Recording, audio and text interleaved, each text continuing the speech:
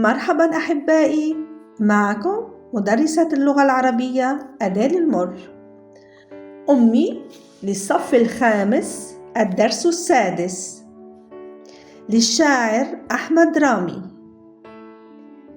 يا ملاك الحب، يا روح السلام، طالع السعد على وجهك لاح، طاب لي بين ذراعيك المنام، وعلى نجواك شاهدت الصباح.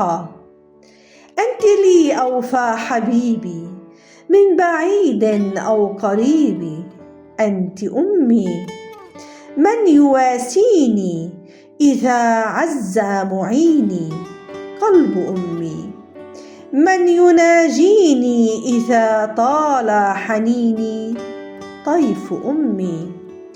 كلما أظلم في عيني الفضاء، أرسلت عيناك نور الأمل، فسرت روحي إلى باب الرجاء، ثم حيت طلعة المستقبل.